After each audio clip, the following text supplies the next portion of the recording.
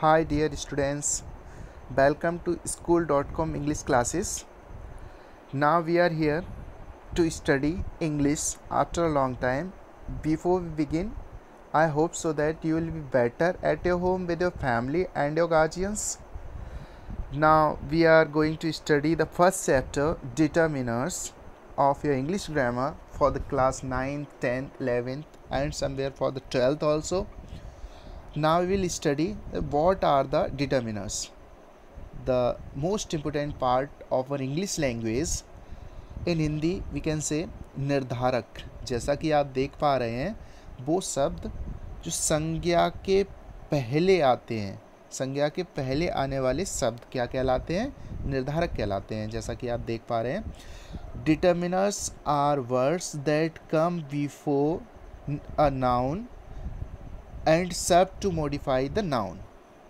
Determiners ऐसे शब्द हुआ करते हैं जो नाउन से पहले आया करते हैं और नाउन के अर्थ में कुछ जोड़ते हैं या फिर उसके बारे में कुछ बताते हैं हमें. सबसे पहले हम देखेंगे इसके टाइप्स या फिर काइंड्स ऑफ डिटर्मिनर्स, कितने प्रकार के हुआ करते हैं. ये तो हम देख रहे हैं ये 6 टाइप्स के हैं और काफ़ी लंबे टाइम से आप पढ़ते भी आ रहे हैं. तो the first one is article, second one is possessive, third one is demonstratives, fourth one is quantifiers, fifth one is distributives, next one is interrogatives. तो आप डोंट वरी, हम इस अगर आप चाहेंगे तो हम इसकी पीडीएफ भी आपको प्रोवाइड करा देंगे. इसमें आप आसानी से देख सकते हैं किसको क्या कहा जाता है. तो आर्टिकल्स जैसा कि आप बहुत लंबे टाइम से पढ़ते चले आ रहे हैं, a, an, the, these are the 3 articles and we know well that a and are the indefinite article and the is definite article and we will study a and n first of all. later ये जो चीज़ें देख रहे हैं आप, ये हमारे केवल अंडरस्टैंडिंग के लिए, केवल जानने के लिए काफ़ी है, लेकिन इनका जो यूज़ है वो आपके एग्ज़ाम में आया करता है, ना कि ये डायरेक्ट पूछे जाते हैं. तो चलिए हम समझेंगे कि इनका यूज़ किस तरीके से किया जाता है. तो फर्स्ट ऑफ ऑल देखने की कोशिश करेंगे कि ये किस तरीके से यूज़ होते हैं. तो आर्टिकल्स पे आ गए हैं अब हम लोग और इंडेफिनिट आर्टिकल हम समझने वाले हैं. तो indefinite article A and an ये 2 हुआ करते हैं और किस तरीके से इनका यूज़ होता है ये हम जानने की कोशिश करेंगे. तो देखेंगे यहाँ पे कि जो बहुत लंबे टाइम से हम ये चीज़ पढ़ते चले आ रहे हैं कि इंग्लिश में वोबल और कॉन्सोनेंट्स होते हैं. तो जो कॉन्सोनेंट हुआ करते हैं उनके साउंड के आगे जो कॉन्सोनेंट वर्ड, हम किसी भी वर्ड को अगर प्रोनाउंस करते हैं, अगर प्रोनाउंस करते वक्त उस प्रोनाउंसिएशन वाले साउंड में कॉन्सोनेंट आ जाए तो फिर वहाँ पर ए लगता है, अदरवाइज क्या लगता है? एन. तो सबसे पहले हमें ये देखना है कि लिखा क्या है. अगर लिखा डायरेक्ट उससे शुरू हो रहा है, किससे? कॉन्सोनेंट से, और डायरेक्ट अगर वोवल से शुरू हो रहा है, तो इसमें 2 चीज़ें देखने की आवश्यकता है हमें. अगर वोवल से शुरू हो रहा है और पढ़ते वक्त भी उसका साउंड क्या आ रहा है? वोवल ही आ रहा है. वोवल से शुरू हो रहा है, पढ़ते वक्त भी उसका साउंड वोवल ही आ रहा है, तो वहाँ पर एन लगेगा, अदरवाइज़ ए लगेगा. क्या लगने वाला है? ए लगने वाला है. कैसे? अगर हमने ये लिख रखा है, आप देखने की कोशिश करिएगा, बॉय. तो बॉय जब हमने स्टडी किया, जब हमने इसे रीड किया तो समझे हम कि ये सबसे पहले क्या आया? बा. और जब बा आता है तो क्या हो जाता है? वो कॉन्सोनेंट साउंड होता है, क्योंकि जो हम यूज़ किया करते हैं आ से लेकर अंग तक. अगर हिंदी की बात कर लें तो आ से लेकर अंग तक जो हम यूज़ किया करते हैं उसमें क्या हुआ करता है? हिंदी में उन्हें हम वोवल कहते हैं, स्वर कहते हैं. और जो प्रोनाउंसिएशन हुआ करता है, अगर प्रोनाउंस करते वक्त हमारा स्वर आ जाए तो वहाँ पर हम किसका प्रयोग किया करते हैं? एन का. देख रहे हैं ना आप, एप्पल. अगर हम प्रोनाउंस करते वक्त कॉन्सोनेंट का यूज़ करें, the first letter of our pronunciation should be consonant. In that very condition we will use what? A. तो बॉय जैसे कि हम देख रहे हैं तो यहाँ पे सबसे पहले वा आया, यहाँ पे अगर हमने प्रोनाउंस किया सबसे पहले ए आया. ए होता है हमारा वोवल, बा होता है हमारा कॉन्सोनेंट। अगर शुरुआत में प्रोनाउंसिएशन में यहाँ पे लिखा क्या है इससे ज़्यादा मतलब नहीं रखते हैं, यहाँ पर प्रोनाउंस क्या कर रहे हैं इससे मतलब रखते हैं। तो जब हम प्रोनाउंस कर रहे होते हैं प्रोनाउंसिएशन में, अगर हमारा वॉवल आता है तो वहाँ पर हम यूज़ करते हैं एन, और अगर कॉन्सोनेंट आता है तो वहाँ पर हम यूज़ करते हैं ए। इतनी सी बात आपको समझनी है। आगे थोड़े से हम एग्जाम्पल देखेंगे ताकि हमारा जो कन्फ्यूज़न है वो क्लियर हो जाए। जैसा कि हमने दूसरा वर्ड लिखा है, इसमें फर्स्ट लेटर बी आया है, और बी अगर हम डायरेक्टली देखें तो भी क्या हुआ करता है, कॉन्सोनेंट होता है, और अगर इनडायरेक्टली जो प्रोनाउंसिएशन के तौर पे देखें तो भी क्या हुआ करता है, हमारा कॉन्सोनेंट हुआ करता है। इसीलिए हम इसके आगे क्या यूज़ करेंगे, ए यूज़ करेंगे। नेक्स्ट लेटर आ रहा है हमारा यू। अब हम पढ़ रहे हैं यूनिफॉर्म। अगर हम इसे यूनिफॉर्म पढ़ रहे हैं तो सबसे पहले आप देख रहे हैं जब हमने इसे प्रोनाउंस किया, प्रोनाउंसिएशन इसीलिए हमने आपको यहाँ पे लिख रखा है, जब हमने इसे प्रोनाउंस किया तो सबसे पहले क्या आया, यू आया। यू आई मीन बाई, या आया। अगर इसको हम डायरेक्ट जिस तरीके से हम मैसेज टाइप करते हैं लिखने की कोशिश करेंगे तो सबसे पहले हम क्या बनाएंगे, बाई बनाएंगे, और बाई के साथ यू बनाएंगे, तभी तो हम यूनिफॉर्म जिस तरीके से मैसेज टाइप किया करते हैं वैसे लिख पाएंगे ना। तो अगर हमने इसको प्रोनाउंस किया और प्रोनाउंसिएशन में किसका साउंड आया, कॉन्सोनेंट का, कॉन्सोनेंट वाई, बाई, क्योंकि ए ई आई ओ यू यही तो वॉवेल हुआ करते हैं, बाकी बचे हुए सारे के सारे लेटर्स क्या होते हैं, कॉन्सोनेंट होते हैं। अगर कॉन्सोनेंट साउंड आएगा तो उसके साथ हम किसका यूज़ करेंगे, ए का यूज़ करेंगे। जैसा कि हमने आपको बता रखा है एन का यूज़ नहीं करेंगे। जब आपने यहाँ पे देख लिया ए ई आई ओ यू यहाँ पर लिखा हुआ है, अब अगर ए ई आई ओ यू यहाँ पे लिखा हुआ है और आपने देखा कि वॉवल के साथ क्या आता है, एन आता है, लेकिन हम यहाँ पे क्या लगा रहे हैं, ए लगा रहे हैं, तो फिर क्या ये गलत हुआ, गलत नहीं हुआ। वॉवल के साथ एन आता है लेकिन लिखा होने पर नहीं, पढ़े जाने पर। अगर हमारे प्रोनाउंसिएशन में वॉवल आया होता, प्रोनाउंसिएशन में बोलने में अगर वॉवल आया होता तो फिर यहाँ पे एन लगता। यहाँ पर लिखे होने में तो वॉवल है लेकिन जब हम उसे पढ़ रहे हैं तो फिर उस पढ़ने में वॉवल नहीं आ रहा है, तो इस वजह से हम इसका यूज़ जब करेंगे तो वहाँ पर एन ना लगाकर क्या लगाएंगे, ए लगाएंगे। शायद कोशिश कर रहे हैं बच्चों, समझ में आ गया होगा आपके। और भी अच्छी तरीके से समझाने की कोशिश करते हैं, एक बार फिर से समझने की कोशिश करिएगा। यहाँ पर लिखा है स्टूडेंट। अगर हमने इसको रीड किया तो स्टूडेंट सबसे पहले का अगर हम लेटर देखेंगे तो क्या आएगा, सा को अगर हम ट्रांसलेट करने की कोशिश करेंगे अपने हिंदी वाली इंग्लिश में, जिस तरीके से हम मैसेज टाइप करते हैं, तो उसमें सबसे पहले क्या आएगा, ऐश आएगा। और जब ऐश को देखने की कोशिश करेंगे हम अपने लेटर्स में तो किस में पाया जाएगा, वो कॉन्सोनेंट में पाया जाएगा। और जब ऐसा होगा तो इसके साथ हम क्या लगा देंगे बच्चों, ए लगा देंगे, ना कि एन। अगर हम इधर पढ़ने की कोशिश करें कि जैसा कि हमने यहाँ पर लिख रखा है, आप देख पा रहे होंगे ये लिखा है आवर, आवर लिखा है बच्चों, और सबसे पहले जो शुरुआत हो रही है उस लेटर को आप देख पा रहे होंगे वो कहीं पर भी ए ई आई ओ यू जो है उन वॉवल्स में नहीं आ रहा है, लेकिन जब हम उसे रीड कर रहे हैं तो सबसे पहले क्या आ रहा है, आ रहा है। तो हम एक बार फिर आपको समझाने की कोशिश कर रहे हैं कि जब हम इसका यूज़ किया करते हैं तो सबसे पहले फर्स्ट प्रायोरिटी हमारी किस पे होती है, प्रोनाउंसिएशन पे। जो हम प्रोनाउंस कर रहे हैं उस प्रोनाउंसिएशन में हमारा जो लेटर फर्स्ट आना चाहिए वो क्या आना चाहिए, इनमें से कोई एक आना चाहिए, ए आई ओ यू में से। अगर हम इस आ को ट्रांसलेट करते हैं, नाम जैसे बनाते हैं उस तरीके से लिखते हैं, तो सबसे पहले क्या आएगा, ए। अब देखिए इसमें से आ गया ए, और अगर ये प्रोनाउंसिएशन में हमें ए मिल रहा है, वॉवल मिल रहा है, तो इसके साथ में हम क्या लगा देंगे बच्चों, क्या लगाएंगे, एन लगाएंगे। यहाँ पे एन आएगा, आवर।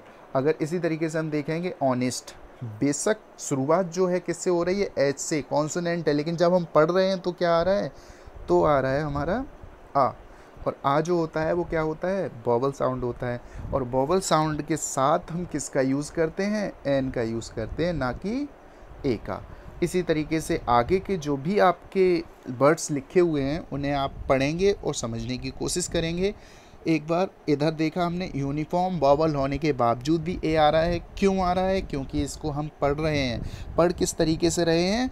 यूनिफॉर्म जब हम पढ़ते हैं तो बोलते वक्त सबसे पहले जो शुरुआत होती है हमारी, वो किससे होती है बच्चों?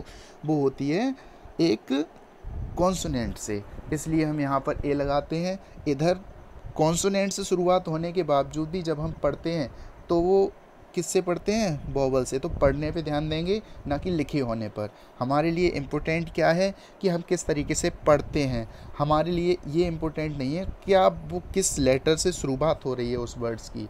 तो वर्ड को हम जब भी पढ़ेंगे तो उसके हम प्रोनाउंसिएशन पे ध्यान देंगे, और प्रोनाउंस करते वक्त जिस भी लेटर से हमारे शुरुआत होगी, अगर वॉवल से शुरुआत होगी तो एन लगाएंगे, और अगर कॉन्सोनेंट से शुरुआत होगी तो ए लगाएंगे। इसी तरीके से यहाँ पर स्टूडेंट है तो इसके साथ ए आएगा, सा से शुरुआत हुई। चाइल्ड है, चा जो होता है, ए आएगा।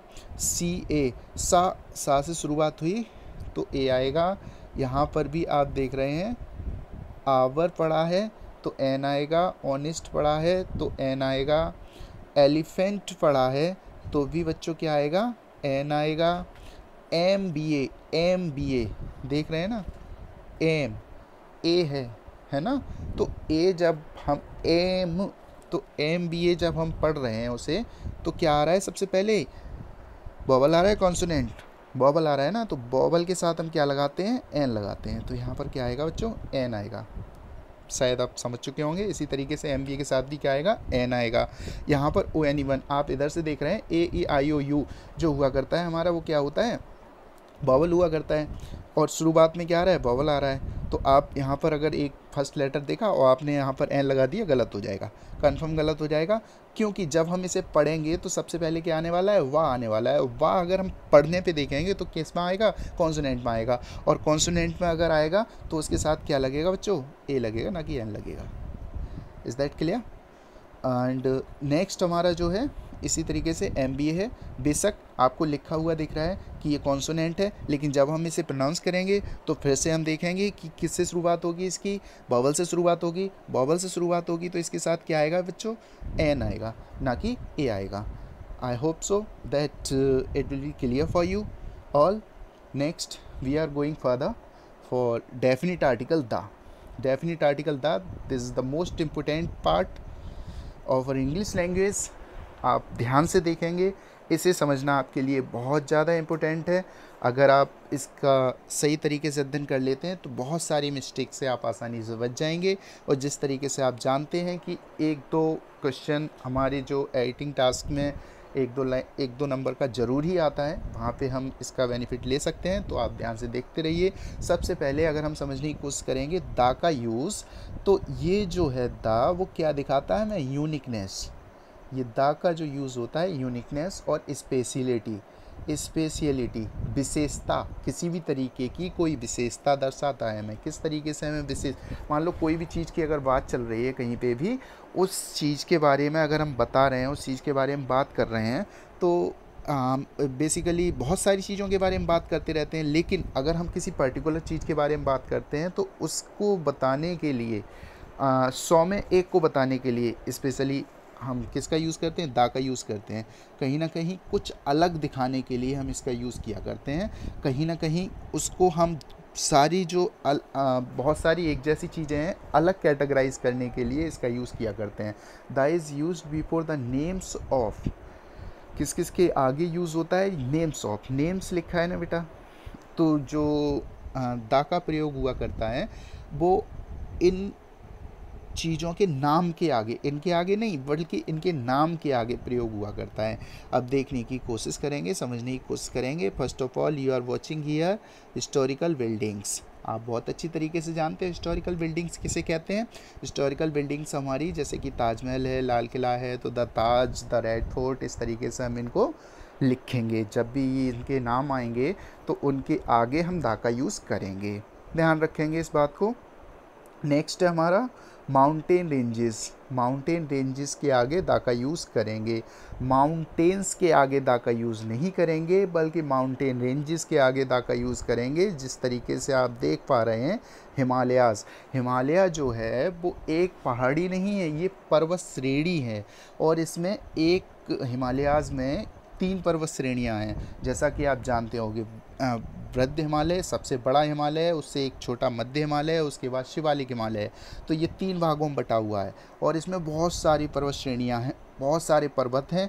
इसमें आप एक K2 कंचनजंगा, गॉडविन ऑस्टिन, और सबसे ज़्यादा इम्पोर्टेंट जो है आपका एवरेस्ट, इसका नाम बहुत अच्छी तरीके से सुना होगा। अगर आप किसी पर्टिकुलर एक माउंटेन की बात करते हैं, एक पर्वत की बात करते हैं, in that very situation we will not use the, हम दा का यूज़ नहीं करते हैं। एक पर्वत के लिए दा का यूज़ नहीं किया जाता है, बल्कि पूरी की पूरी माउंटेन रेंजेस के आगे दा का यूज़ किया जाता है। तो इस चीज़ को शायद आप बहुत अच्छी तरीके से समझ चुके होंगे। नेक्स्ट है हमारा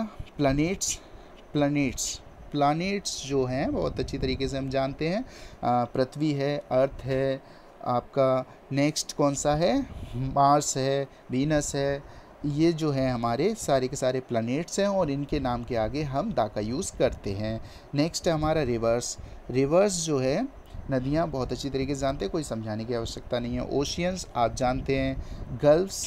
गल्फ्स जो होते हैं, द पर्शियन गल्फ़ हैं, द गल्फ़ ऑफ मन्नार हैं। इस तरीके से अगर किसी का भी नाम आता है, थोड़ा सा जीके भी आपका अच्छा होना चाहिए इसको पढ़ने के लिए, नहीं तो आप यही नहीं समझ पाएंगे कि ये चीज़ क्या है, तो उसके आगे आप कहाँ लगाएंगे। इसलिए थोड़ा बहुत बेसिक नॉलेज आपके होना चाहिए।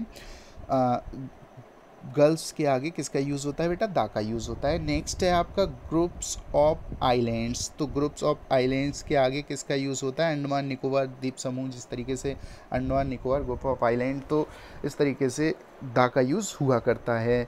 नेक्स्ट है, इसमें शायद मैं लिखना भूल गया हूँ, नेक्स्ट है बेटा स्ट्रेट्स। तो स्ट्रेट्स जो है उसके आगे भी दा का यूज़ हुआ करता है। तो समझने की कोशिश करेंगे किस तरीके से दा का यूज़ होता है। स्ट्रेट्स किसे कहते हैं, जल डमरू मध्य पाक संधि वगैरह जो हुआ करती हैं, जैसे कि पाक स्ट्रेट है हमारे जो इंडिया श्रीलंका के बीच में, उसके साथ भी किसका यूज़ होता है, दा का यूज़ होता है। नेक्स्ट आ गया आपका होली बुक्स। कोई समझाने की शायद आवश्यकता नहीं है, आप बहुत अच्छी तरीके से गीता कुरान के बारे में जानते होंगे, इनके नाम के आगे भी दा का यूज़ होता है। नेक्स्ट आपका आ गया ऑर्डिनल्स जो हुआ करते हैं वो बच्चों कौन से होते हैं, फर्स्ट, सेकंड, थर्ड। जब हम किसी सेंटेंस में इस तरीके के वर्ड्स का यूज़ करते हैं तो वहाँ पर दा का यूज़ किया जाता है।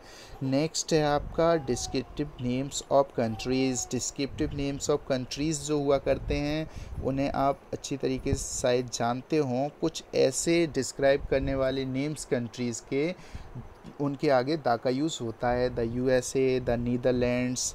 नेक्स्ट है कुछ पर्टिकुलर स्टेट्स, सब नहीं बल्कि कुछ पर्टिकुलर स्टेट्स होते हैं जिन्हें हम आगे चल के और अच्छी तरीके से आपको समझाएंगे, उनके आगे भी दा का यूज़ हुआ करता है। और उसमें हमारा द पंजाब इसलिए इस दा का यूज़ कर रहे हैं क्योंकि ये अपने आप में स्पेशल है। जब हमारा भारत आज़ाद हुआ और हमारे भारत का विभाजन नहीं हुआ था इंडिया पाकिस्तान, उस वक्त जो पंजाब हुआ करता था उसमें 5 नदियों का संगम था। 5 नदियाँ एक ही पंजाब में बहा करती थी, लेकिन अब तो अलग हो गया है, दैट्स अ डिफरेंट मैटर। हम उसी हिसाब से आज भी उसे मानते हैं, और उसी खासियत की वजह से स्पेशलिटी है, विशेषता है। जिस तरीके से आप जानते हैं ये जो है विशेष चीज़ों के साथ आया करता है, या फिर जो चीज़ें विशेष नहीं होती हैं उन्हें विशेष बनाने के लिए इसका प्रयोग किया जाता है।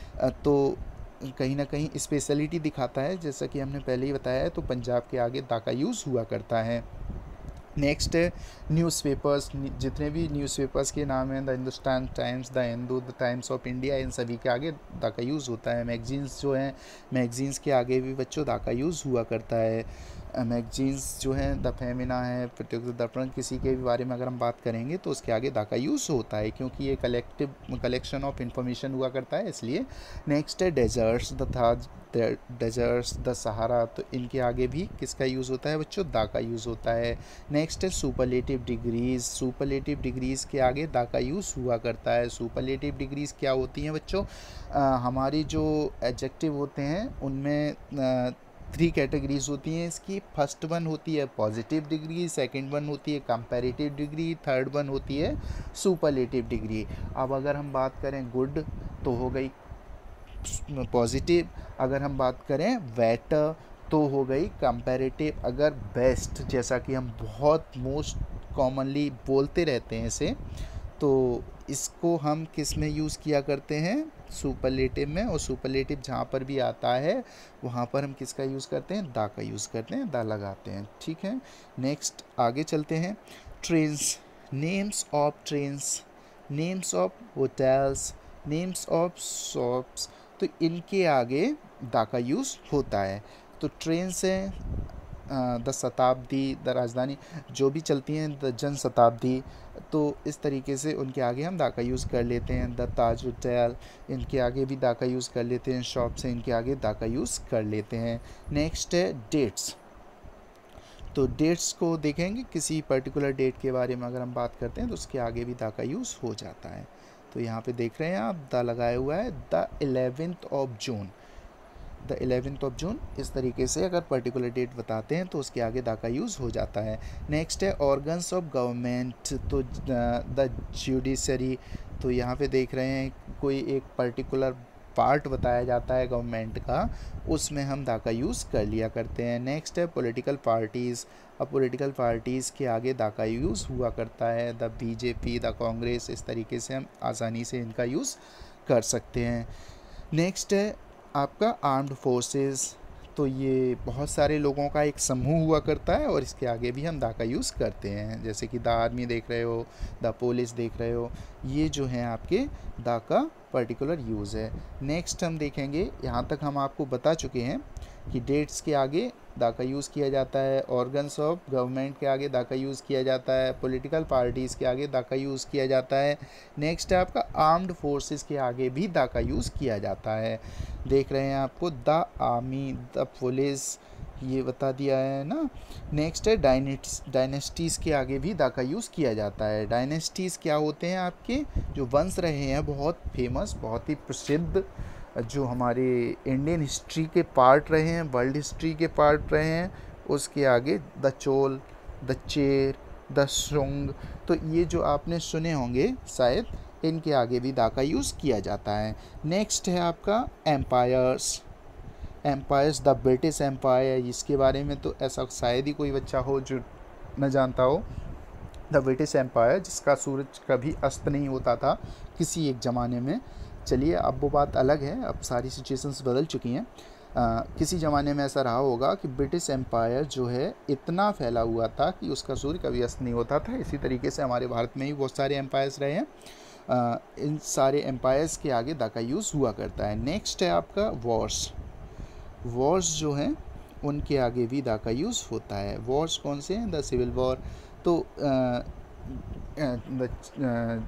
अमेरिकन सिविल वॉर है, चाइनीज़ सिविल वॉर है, तो इस तरीके से जो वॉर्स हुए हैं उनके आगे भी दा का यूज़ होता है। नेक्स्ट है आपका रेवोल्यूशंस। रेवोल्यूशंस के आगे दा का यूज़ हुआ करता है। रेवोल्यूशंस कौन कौन से? द रेड रेवोल्यूशन, बहुत सारे रेवोल्यूशंस हमारी कंट्री में हुए हैं, बहुत सारे, specially in the field of agriculture, in the field of milk, different fields revolutions आए हैं, तो उनके आगे दा का यूज़ कर सकते हैं हम लोग। नेक्स्ट है सेंचुरीज़ के आगे दा का यूज़ हुआ करता है। किसके आगे होता है? सेंचुरीज़ के आगे दा का यूज़ होता है। The 20th century, the 5th century, 9th century, इस तरीके से अगर हम कहेंगे तो दा का यूज़ आसानी से हो जाएगा।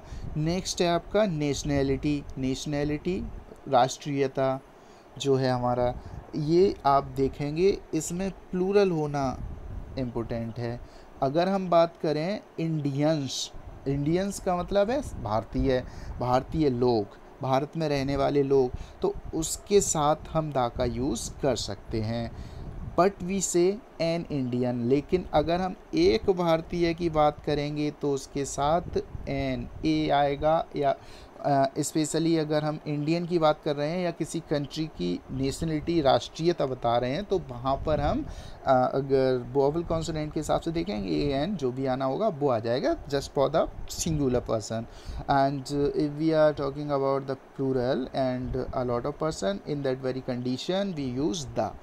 हम वहाँ पर दा का यूज़ किया करते हैं। नेक्स्ट है फिज़िकल पोजीशंस। फिज़िकल पोजीशंस के बारे में हम समझने की कोशिश करेंगे। जो फिज़िकल पोजीशंस हैं ये है the back of the house, in front of the house, इस तरीके से हम जो है दा का यूज़ कर देते हैं।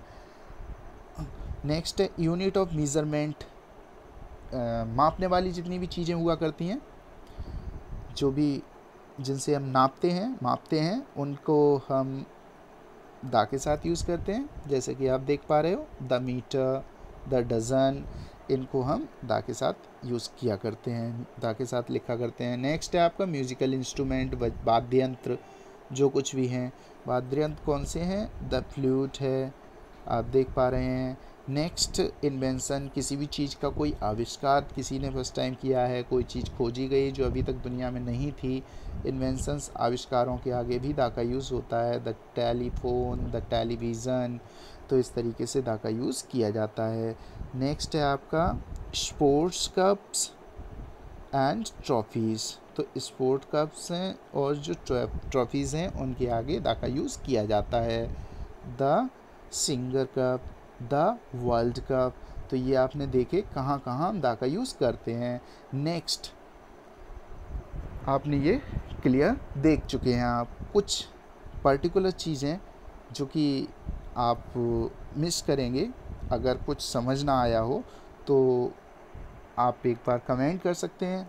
आप स्पेशली भैया का नंबर ले सकते हैं, मेरा नंबर ले सकते हैं और वहाँ से दोबारा से क्लियर कर सकते हैं। अभी हमारा टॉपिक कंप्लीट नहीं हुआ है, अभी आधा लगभग हो पाया है। दा का जो पर्टिकुलर यूज़ है उसे समझने के लिए अभी हमारे जो स्पेशल रूल्स हैं, पर्टिकुलर रूल्स हैं, वो होने बाकी हैं। आगे हम ज़्यादा लंबी क्लास ना हो जाए इसलिए आपको इतना ही समझाने की कोशिश कर रहे हैं। नेक्स्ट आपको ये बता रखा है हमने sports cups, trophies, the singer cup, the world cup, इनके आगे। नेक्स्ट है कास्ट एंड कम्युनिटीज़ के आगे भी दा का यूज़ हुआ करता है। द मराठास, द चालुक्यास, ये सारा कुछ हमने आपको बहुत ज़्यादा समझने वाली चीज़ें नहीं हैं। ए एन दा था थोड़ा बहुत, और कुछ अगर पर्टिकुलर आपको नहीं पता चल रहा है, कुछ नहीं समझ